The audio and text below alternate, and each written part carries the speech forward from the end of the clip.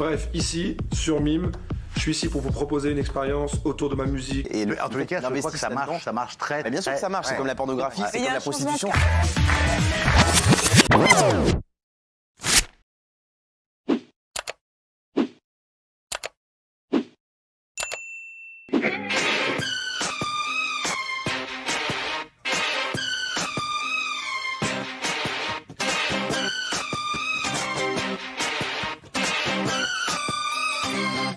Bon, attends. Bon, Ah mais ça, c'est un petit peu gênant.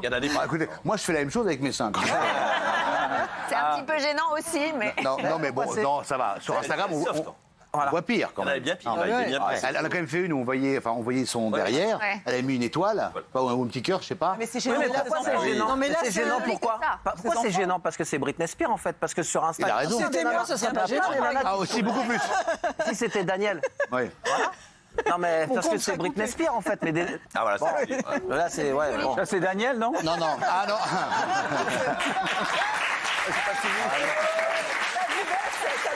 Non mais attendez, indépendamment, je trouve la photo esthétiquement plutôt réussie. Jolie, oui. Je trouve les courbes sympathiques et voilà. Van Gogh derrière. Alors c'est pas du tout un Van Gogh. Hein. Non mais l'image. Alors oui, Gilles. Mais c'est inquiétant quand même parce que ça rappelle ce qu'elle avait fait en 2007 quand elle s'était rasé les cheveux et au moment où elle avait eu une grande dépression. Et là, elle est sortie de la tutelle de son père, mais on a l'impression qu'elle est en plein désordre émotionnel. Elle recommence à faire n'importe quoi et franchement, ça fait peur. Elle voit plus ses 2 enfants. Alors ah oui, ça fait très longtemps. Elle est même pas. Je crois qu'elle est même pas. C'est depuis qu'on a enlevé mariage dernier. Jaden et Sean. Et ça va pas. Et elle est traumatisée par la tutelle. Et d'ailleurs, sa mère a fait des excuses publiques cette semaine, parce qu'elle voit plus ses parents, et donc elle voit plus non plus ses enfants. Et donc sa maman lui a fait des excuses publiques dans les médias et la supplie de reprendre contact avec elle. Mais est-ce qu'elle travaille encore? Oui. Bah oui. Elle a fait un duo là, avec Elton John. Elle n'a pas besoin de travailler. Alors je crois que sa fortune fond comme neige au soleil. 60 millions d'euros, ça peut fondre. Ah bah confiez-les-moi, vous allez voir. En tout cas, Mais à votre avis, pourquoi est-ce qu'elle vrille comme ça, la dame? elle casse tout en fait. Elle est malheureuse. Elle est sûrement Non, mais malheureuse. la tutelle, c'était quand même gravissime. C'est-à-dire que le père avait fait mettre des caméras dans sa maison, jusque dans les toilettes, quoi. Et dans la salle de bain, dans sa chambre. Donc, elle n'avait aucune intimité. C'était quand même une situation vraiment horrible. Et voilà, c'est... Et pour son père, elle a été une bête de foire, en fait. Ouais. Elle a elle était enfermée. Oui, mais même par son propre père, qui l'a complètement manipulée, comme le dit. Et ils l'ont forcée à faire des concerts alors qu'elle ne voulait pas. Elle était Elle avait un gros contrat avec Vegas qui a été cassé, je crois. Oui. Elle n'a pas honoré le contrat, oui, effectivement. Affaire à suivre. Bon, elle a quand même pas mal. Mais elle a du talent quand elle s'y met. C'est pas non plus. C'est un vrai scandale, regardez. J'arrive sur Mime pour vous proposer quelque chose de différent, prolonger l'expérience avec la Snake Army. Toutes les semaines, des échanges, du partage, des avant-premières, des places à gagner, des accès backstage. Bref, ici, sur Mime, je suis ici pour vous proposer une expérience autour de ma musique. Non mais je trouve ça fou qu'un artiste qui fait autant attention à son image sponsorise et investisse dans une plateforme comme Mime qui, qu'on le veuille ou non, dans l'inconscient collectif, c'est effectivement une plateforme où on paye des photos dénudées, clairement, on prend des abonnements pour voir des photos dénudées d'hommes ou de femmes. Et en plus, je crois qu'il milite dans ses clips pour ne pas avoir justement donner une image dégradante de la femme, de ne pas avoir de filles trop sexy. Donc il a dû prendre évidemment un énorme chèque. Alors, c'est pas forcément dégradant puisque c'est un choix de la personne. Ah, si, c'est à la limite de la prostitution, Benjamin. Aujourd'hui, j'y suis sur Mime, alors. Ah bon, vous y êtes, vous? Tu mets quoi? Je trouve ça beaucoup moins hypocrite. Je mets pas rien de sexuel. Ah oui. Moi, c'est mais des t'es abonné coulisses, des trucs marrants, voilà, comme Mais ça. on paye pour voir ton contenu. Oui, on doit mais j'ai payer pris pour voir le ton prix le plus bas. Voilà. Et tu reverses une petite partie, c'est ça, des 50% associations? la SPA. 50% la SPA. Non, mais il paraît Et je trouve que- ça beaucoup moins hypocrite que ceux qui essayent de faire des vidéos toute la journée pour gonfler leurs followers, pour après vendre des produits, etc. Là, il n'y a pas de pub dessus. Voilà, tu t'abonnes pas, tu mets des contenus. Effectivement, c'est pas ça. tu fais des lives. Jean-Mi, le problème, c'est que c'est à la limite de la pornographie. C'est qu'aujourd'hui, les gens arrondissent leur fin de mois, voire gagnent beaucoup d'argent en vendant des photos de nus, en oubliant que c'est des traces qui restent plus tard. Et c'est un moyen déplorable de gagner de l'argent aujourd'hui. Je suis désolé. Et En tous les cas, je crois que ça marche très. Mais bien sûr que ça marche. C'est comme la pornographie, c'est Mais il y comme a la un changement de prostitution, cap ça marche. pour Mime. Ouais, j'ai Je suis l'impression. renseignée auprès Ah oui, ça de change. l'entourage de DJ Snake qui veulent faire d'autres choses. Oui, Évidemment, parce que ça devient un peu. Non, mais c'est pour redorer l'image. mais c'est dangereux. Bon, allez-y, dites-le, c'est quoi votre truc? C'est une info média. Ouais, allez-y. Il y a quelqu'un de votre famille qui est sur Mime. Vous le saviez? Oh là là, ça y est. Il y a une photo. Ma mère, Ta femme, Non? mon père, Non? Un de ses enfants? Non? un de mes enfants. ta femme. Ma femme. Non, la fiancée d'un de vos enfants. Ah. Eh oui. Vous savez qui ou pas? Bon, je me doute un peu, là. Là, je... Mais alors, je dis ça, je l'aime beaucoup. C'est quelqu'un que j'aime beaucoup. C'est Adixia. C'est Adixia. Ah. Sur Mime. Ah, bah, je vais Vous le saviez pas alors. Bah ouais. Mais ça veut pas dire. Allez. Qu'en est-il vraiment? Allez-vous devoir vous doucher la peur au ventre? Tranquillement en train de te doucher, là. Hydrocution, quoi. Tu vois, c'est un truc de fou. Les mecs arrivent, on coupe tout, on ferme notre gueule, quoi. Couper l'eau chaude à distance. À partir du 15 octobre, Enedis pourra donc couper l'alimentation électrique des ballons d'eau chaude à distance de certains clients pendant les heures creuses. L'eau ne sera plus chauffée dans le ballon d'eau chaude pendant environ 2 heures. Entre midi et 14 heures, donc c'est ce qu'il faut retenir. Je veux pas être brusque, je veux simplement vous dire que... Déjà, tu démarres mal. Quand je veux pas être trop brusque, ça veut dire... On va avoir mal. Généralement, oui. Non, mais pour être très clair, tout ce qui a été dit jusqu'à présent est faux. Ah. Qui ça concerne? Je crois que c'est important de le dire. Ça concerne les personnes, les gens qui ont un cumulus pour chauffer l'eau, qui marche à l'électricité. Certains ne marchent pas à l'électricité. Là, ça ne concerne que cela. Et ces gens-là, en général, ces personnes-là ont un contrat d'électricité qui s'appelle heure pleine, heure creuse. Je crois que tout le monde connaît ça. Et ces heures creuses, en général, elles sont le soir, d'accord? Le soir, parce que l'électricité est moins chère le soir. Et quelquefois, elles sont aussi entre midi et 2.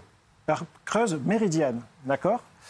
Et ces moments où tout le monde consomme en même temps, c'est en général entre midi et 2, et le soir quand on rentre à la maison. Et donc on s'est dit, les gens qui chauffent l'eau entre midi et 2, c'est peut-être pas utile, ça va nous aider, si on évitait de chauffer l'eau entre midi et 2, ça va nous aider. Rien, Béatrice. Non mais pardon Donc, monsieur, mais vous répondez pas en fait. Attendez, dans 2 minutes, on va vous faire un hommage. Laissez-moi. Le scandale, monsieur, c'est que vous coupez les ballons d'eau chaude chez les gens sans leur consentement. Vous rentrez dans l'intimité. Je crois qu'il faut vraiment que vous compreniez une chose, c'est que ce qui est fait là, c'est pour justement passer l'hiver en tranquille. Je suis d'accord. Et le compteur Linky, il a rien à... Au contraire.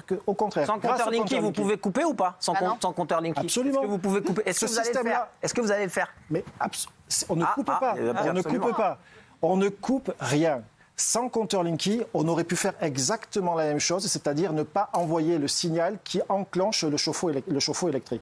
Mais moi, je vous pose la question toute simple. S'il n'y a pas de problème, pourquoi vous coupez les ballons d'eau chaude? C'est vrai. Voilà. Attendez, quand vous dites ça, moi je vous dis, on sait aujourd'hui que l'hiver va être tendu. Ça veut dire quoi, tendu? Tendu, ça veut dire quoi? Catastrophique. On sait qu'il y a un risque de coupure. Ah, ben voilà. Ce risque de coupure, on fait tout, nous, Enedis et les autres acteurs du système électrique, service public de la distribution d'électricité, pour éviter qu'il y en ait. Et ça fait partie des choses assez faciles à mettre en œuvre et qui vont avoir un fort impact. Le seul fait de faire cela, c'est l'équivalent entre midi et 2, d'accord, de la consommation d'une ville comme Paris. Donc à partir de à quelle température on va être en situation tendue? Parce que les gens vont tous se chauffer. Bonne question. À partir de combien de degrés? 5 degrés, 0, moins 5? À combien vous craignez les coupures? C'est très très difficile. À peu près. Ce qui est certain, c'est que la température extérieure est un des sujets importants qui préoccupe l'ensemble de la filière. Parce que si l'hiver est clément, qu'est-ce qu'ils disent Météo France? Aucune difficulté, bien sûr. Mais Météo France aujourd'hui, a priori tout va bien se passer. Effectivement, si on a un hiver sibérien, je ne peux pas le dire, mais ils disent quel que soit l'hiver dernier. Plus froid que l'hiver dernier. On est dans la merde. Il y a des gens qui disent c'est à cause de cet abruti de François Hollande. Je vous jure que c'est vrai. Bien sûr. S'il n'avait pas fermé les centrales nucléaires, c'est à cause de cet abruti de François Hollande. Pas que permettrait lui. de ne pas prendre position. D'accord, c'est à cause de lui, d'accord. Très bien. Faut dire la vérité. Géraldine, c'est à cause de François Hollande? La pression des écolos l'a poussé à effectivement fermer les centrales. Vous parlez de la sobriété énergétique que chacun doit respecter. Moi, je ne suis pas d'accord avec ça. Mais dites-nous concrètement, sobriété énergétique, ça veut dire 19 degrés, pas plus, tout l'hiver, vous maintenez ça, si vous le donnez, on ne pourra pas chauffer plus, au risque que nos enfants aient froid. Pour moi, c'est pas ça la sobriété. C'est quoi la sobriété alors? La sobriété énergétique, c'est que chacun prend conscience et fait attention sur les gestes du quotidien. Si chez vous c'est 19 degrés, c'est une bonne chose, c'est ce qui est préconisé. Mais si pour des raisons qui vous sont propres, vous préférez chauffer un peu plus, moi je ne vais pas vous jeter la pierre. Dimanche dernier en Normandie, une cliente d'un fast-food a fait une drôle de découverte en dégustant son burger. Voici ce que j'ai retrouvé après avoir commandé dans votre restaurant. Coincé entre la salade et le fromage, un rongeur, identifié comme étant une souris, cette photo peu appétissante a immédiatement fait le buzz sur les réseaux sociaux. Pourquoi je tombe sur ça? J'ai failli vomir. Alors pour tenter d'éteindre la polémique, l'enseigne a publié un communiqué. Nous présentons toutes nos excuses à la cliente qui nous a alertés et plus largement à l'ensemble des clients de nos restaurants. C'est dégueulasse, c'est épouvantable. Alors, elle a porté plainte. Ouais. Ça, Béatrice va nous le dire, mais ça, en Amérique, ils ferment. Elle prend des millions en plus des millions. là-bas. Des millions. C'est vraiment des millions? Ah oui. Ah oui. Ils allaient mettre des souris dans les hamburgers. J'ai une idée qui me vient en tête. Je vais me refaire. Non, mais je vais là-bas. Je prends un petit rat. Je le mets dans mon burger. Souris, ça marche. Là, c'est une souris en l'occurrence. Il y en a un quelqu'un aux États-Unis qui avait glissé sur une frite dans un McDo, il a pris $1 million. Parce qu'il avait glissé sur bien sûr. Alors, on parle de scandale en scandale. Il y a eu les pizzas, on va pas citer les marques, les pizzas, les œufs en chocolat. Il y a tout. Et en fait, en France, vous avez 5800 agents au total pour tout contrôler. C'est impossible. Ça dépend de 3 ministères. Donc je vais employer un mot qui n'est pas très joli, c'est un bordel total. Et chez nous, ça passe. Hein. Ça passe. Non mais on brade la santé des gens. Et il y a des drames qui se passent. Là, c'est catastrophique, mais c'est pas un drame. Mais on ne peut pas continuer comme ça en France. Je sais pas si vous vous souvenez, mais moi j'avais trouvé dans une canette de soda très célèbre un morceau de dent. Donc ça avait été identifié comme un morceau de dent. Non mais c'est un traumatisme. Alors évidemment, personne n'a été malade. Donc dans un premier temps, on vous appelle, les services de consommateurs ou des services clients, on vous appelle, on vous envoie un mail, vous devez fournir tout, le code barre, le truc, quand est-ce que vous l'avez acheté, la date, où et tout ça. Mais depuis, j'ai eu un appel, j'ai rappelé, et puis il n'y a plus rien en fait. On vous laisse complètement dans la nature. Et malgré tout, il y a eu un truc quand même très grave. C'est un morceau de dent qui ne m'appartient pas, qui n'appartient pas à quelqu'un de ma famille, qu'on a trouvé dans une canette d'un soda très connu. Tu as porté plainte ou pas? Oui, Guillaume. Non, mais ça pose des questions sur du coup, j'ai laissé tomber. Ça pose des questions sur l'hygiène de l'enseigne, mais ça pose aussi des questions sur la manière dont sont faits les burgers. Enfin, pardon, mais à quel moment le mec qui fait un burger, il voit pas qu'il est en train de mettre un rat? C'est pour ça que j'ai posé la question. Dedans. Ce serait pas un acte peut être un acte malveillant. Voilà. Et si c'est le cas, ça dessert à l'enseigne parce que ce serait un cas isolé. Donc. Oui, mais alors c'était justement dans la salade. C'était pas dans le burger même. Le burger, c'est un Giant. Et c'était dans la salade à côté. On s'en fout que ce soit un triple cheese ou un burger. Mais la malveillance peut être dans la salade comme dans la... L'homme de 92 ans se rendait chez son fils lorsqu'il a été violemment agressé dans ses escaliers par une toxicomane transgenre de 24 ans qui cherchait à s'acheter une dose de crack. Elle pousse Jean-Baptiste au sol, lui donne plusieurs coups dans le bassin. Il est actuellement entre la vie et la mort. Les médecins estiment son espérance de vie à 6 mois maximum. Il a perdu 10 kilos depuis son agression. Il va rentrer dans mon immeuble, au 6 terrasse du parc, et sur la caméra de surveillance, on voit un individu qui le suit à 15 mètres et qui louvoie afin de ne pas se faire voir de mon père. Mais mon père, à 92 ans, il ne l'aurait pas vu de toute façon. Bien sûr. Il rentre dans le patio, et là, l'individu le suit. Mon père se dirige sur les escaliers, dans mon hall. Je suis à l'étage, à 10 mètres. Et là, au moment où il va grimper les escaliers, il reçoit un gros coup violent à l'arrière du crâne. Et là, je pense qu'il a une grosse commotion cérébrale. Il ne peut pas m'appeler. Mon père est un ancien gendarme et malheureusement, il n'a pas voulu donner son argent. Et il a commencé à se battre avec l'individu et il a attrapé l'individu. L'individu par le cou. Et il faut savoir que mon père n'avait plus de force. Pour tourner ne serait-ce que la clé de mon appartement, c'était compliqué. Mais là, avec l'adrénaline, il a réussi à le serrer très fort. Et l'individu, qui a 25 ans, hein, qui est un homme, non pas une femme. Oui, ça, oui, c'est... Il faut bien le... Alors justement, oui, c'est vrai, parce que c'est... Gilles, pour rappeler, l'agresseur, c'est un homme. Hein. Oui, c'est un homme avec, alors on va le dire avec des guillemets, mais avec une attitude féminine. Ce qui a d'ailleurs, ce qui aurait pu dérouter les enquêteurs, mais grâce aux caméras de vidéosurveillance, cette personne a été identifiée et a pu être retrouvée bien plus tard, une semaine après, par 450 policiers qui ont tout fait pour traquer cette personne, qui l'ont retrouvée, et puis elle est aujourd'hui incarcérée en détention. Heureusement. Et cette personne... Heureusement. C'est pas tout à fait ça. Les 450 personnes, c'est Nunez qui se déplace, le préfet de Paris, lorsqu'il fait une descente. D'accord. Il faut bien comprendre que si on se déplace, si le préfet de Paris se déplace avec 450 personnes, c'est que l'endroit est terriblement dangereux. Exactement. C'est là-bas qui a interpellé avant moi l'individu. Je suis content que la BAC ait fait son travail. Et je suis content que cette personne se retrouve en détention à Fleury pour un bon moment. À quel moment vous apprenez ce qui vient de se passer, vous ? À peu près 7 à 8 minutes après l'agression. Je sentais qu'il allait se passer quelque chose. Vous lui disiez d'aller arrêter de sortir tout seul, comme ça? Là, je lui avais dit, écoute papa, il pleut, ne prends pas ton parapluie, prends ta canne, ce serait mieux, ne sors pas, le climat n'est pas bon. J'essayais de l'intervenir, mais c'est un homme qui a toujours décidé de tout, et surtout de sa vie. Je me dis, qu'est-ce qui se serait passé si vous aviez croisé l'agresseur quelques minutes après? J'aurais fait exactement ce qu'aurait fait mon père il y a 5 ans, je lui aurais tordu le cou. Et je serais sorti avec les pinces.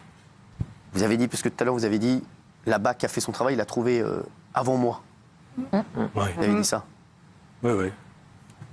Mais j'étais pas sûr du signalement, donc en n'étant pas sûr, j'ai préféré laisser les autorités faire. Ouais. Ah, vous avez bien fait.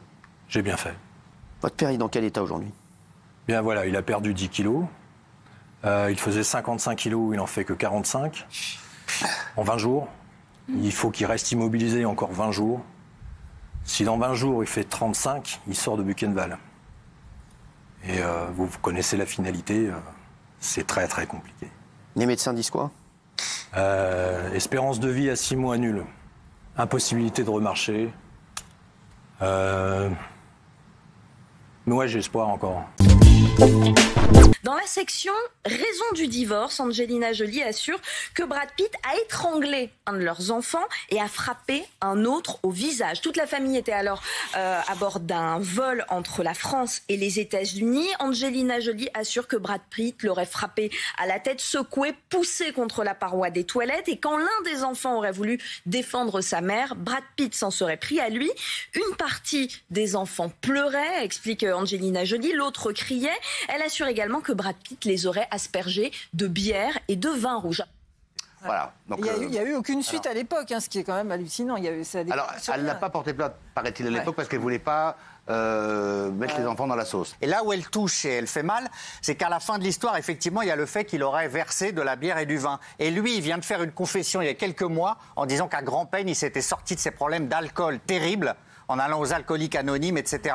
Donc toute son histoire, on ne sait pas si c'est vrai, mais c'est extrêmement crédible. Donc pour lui, c'est dévastateur. Est-ce que ça vous choque que ces affaires qui sont des affaires privées sortent dans la presse? Des déballages comme ça sur la place publique. Alors même si, c'est pas voilà, le sort. il y a quand même agression sur une femme, on en parle souvent, c'est d'actualité. D'ailleurs, on en parlera tout à l'heure avec Palomba et l'affaire Quatennens, mais c'est quand même une agression sur une femme. Non, mais évidemment, dans l'émotion, on est choqué, on a envie de l'accabler, on trouve ça dégueulasse, mais malgré tout, on n'a pas non plus tous les tenants et les aboutissants, on substitue à la justice, et parfois, moi je trouve qu'on rentre dans la vie privée des gens, dans leur chambre à coucher, dans leur intimité, et je trouve que parfois c'est un peu gênant, je trouve c'est un peu compliqué. Ça rappelle un petit peu l'affaire Johnny Depp et ça peut avoir des conséquences dramatiques sur sa carrière à lui, alors qu'on ne sait pas à quel point, parce qu'apparemment son histoire à elle, sa version a évolué beaucoup au fur et à mesure des années, donc bon.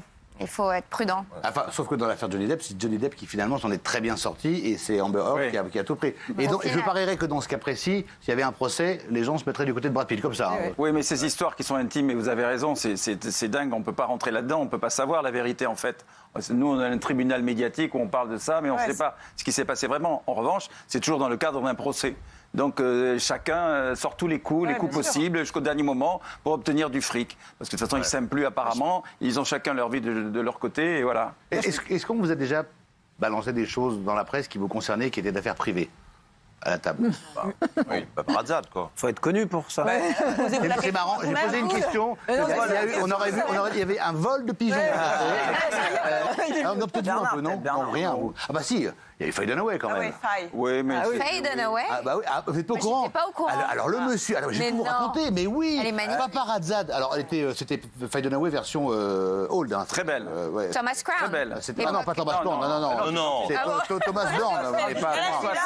Complètement Burn. 3 ans, Thomas Crown. Elle était un peu cramée, mais... Non, elle n'était pas cramée, elle était magnifique. Elle était un peu rosée. 50 ans déjà. Elle était mi-cuit. Non, elle était superbe. Arrêtez, Benjamin. On peut rigoler quand même. Donc vous étiez vraiment avec la dame? Non. Si, Bernard, si. Bernard. En fait, je vais vous dire, à tel point qu'on voulait attaquer Match, mais il se trouve que Faye Dunaway, justement, nous sommes allés voir un avocat très célèbre qui vit à Saint-Tropez. C'est non, on n'était pas content du tout. Moi, ça m'a posé plein de problèmes. Elle s'en foutait parce que elle est cool. C'est les Américaines, du moment qu'elle peut gagner du fric. Et elle donc. Alors, vous dites, alors, Bernard, elle va répondre, mais vous dites une grosse bêtise parce qu'en Amérique, les procès pour atteinte à la vie privée, c'est que dalle pour le coup. Non, il n'y a pas de. Non, c'est la vie privée n'est pas protégée, même pour les enfants. Bah oui. Eh ben, on est allé voir l'avocat Dreyfus à l'époque et il lui a dit, écoutez, si vous attaquez, en fait, ce qu'il avait déplu dans l'article à Faye Dunaway, c'est simplement qu'on révélait qu'elle avait été droguée et alcoolique à une époque de sa vie. Ça, elle n'a pas supporté. Voilà, mais autrement, elle était splendide et c'est une femme brillante.